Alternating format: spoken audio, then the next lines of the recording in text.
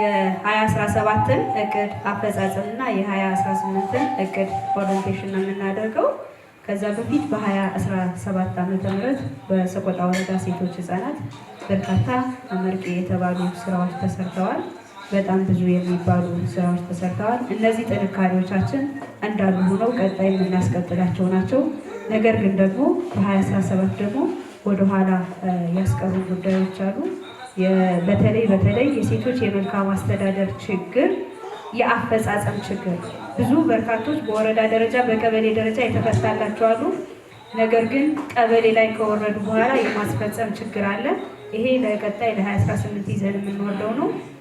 ሌላው ደግሞ ሴት እህቶቻችን በመሬት ደስክ፣ በመሬት ኮሚቴ፣ በትልቅ አንኳር የሆኑ ቦታዎች ላይ በመሪነት እንዲመጡ ከማድረግ አንጻር ይህን የሚቀር ነው። ይህንንና ሌሎቹን አስተካክላችሁ ቀጣይ ትሰራላችሁ ብለን እናስባለን። ይህንን አስመልክቶ አቶ ጸጋዬ ገበያው የመክፈቻ በማዘጋጀት ስራ ላይ ያሉ የነበሩ ሂደቶች ናቸው ማለት ነው።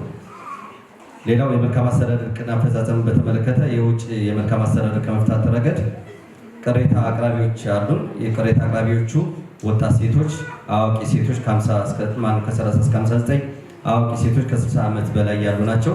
ቅሬታ ያቀረቡ 21፣ 16 እና 3 በድምሩ 40 ናቸው። ቅሬታ የተፈታላቸው 33 በሂደት ላይ ያለው በጥቅል 7 የ2017 ዓ.ም አፈጻጸማችን ነበረ ማለት ነው። መሬታቸው በሐሰተኛ ማስረጃ ያለአግባብ የተነጠቁ ጉዳያቸው በፍትህ በአስተዳደር ወሳኝ ጉዳይ ታይቶ እንዲፈታላቸው በወረዳ ደረጃ የተለያዩ ቅሬታዎች ቀርበው እነዚህ መፍትሄ የተሰጠበት ሁኔታ እንዳለ ለማየት የሞከርንበት ሁኔታ ነው ያለው። ከጤና ከአስተዳደር ጽሕፈት ቤቶች ጋር በጋራ በመሆን የማህበረሰብ አቀፍ ድጋፍና እንክብካቤ ትኩረቱን በጋራ አቅጣጫ የሰጠንበትና የተገማገምንበት ሂደት እንደነበረ ለማየት ሞክረናል። ሌላው በወረዳ የሚገኙ ሴት አመራሮች የእርስ በርስ የመደጋገፍ የአመራር ሚናቸው ለማሳደግ ከሴት አመራሮች የጋራ ፎረም ምክክር የተደረገበት ሁኔታ እንዳለ ለማየት ሞክረናል።